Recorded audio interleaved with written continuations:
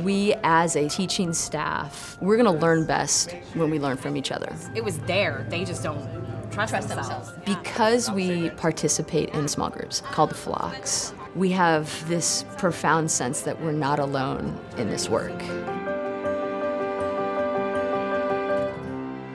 At Pearl Cone, we have a really clear structure because when you're consistent, room to room, hallway to hallway, academy to academy, kids know what to expect, and so they feel safe within that structure and are quicker to learn. I feel like we've built a culture of you know what the expectation is. The flock was developed by a group of teachers born out of the idea that we want consistency across the board, also the level and rigor of instruction. Part of the goal is teamwork and making sure that everyone participates, right? We are really, really clear about our expectations. So we have 5 core values. They are in every hallway and in every classroom.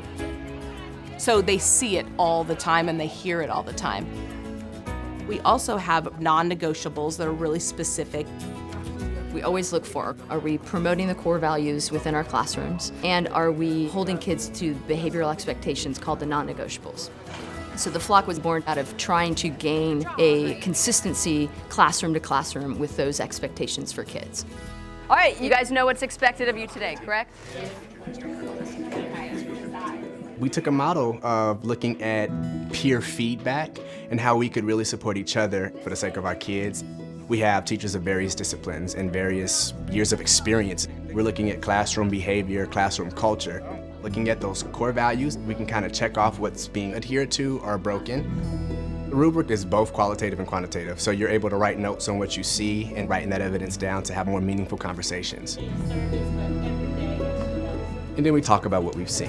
When we look at the core values, a lot of what we saw was evidence of others first. Just how they responded to each other was a short example of that. So having that conversation is really helpful because we get a lot of feedback. You watched hands go like this.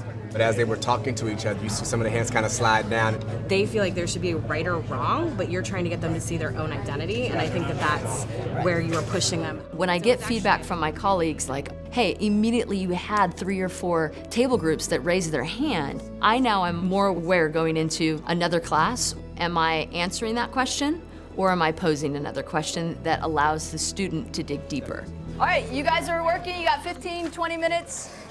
We've seen just huge reductions in off-task behaviors. I think one of the biggest benefits to the consistency is there's a common language. When a kid hears me say, good job, you really showed grit there and persevered through it, and they go to another classroom and they hear the same thing, there's no confusion.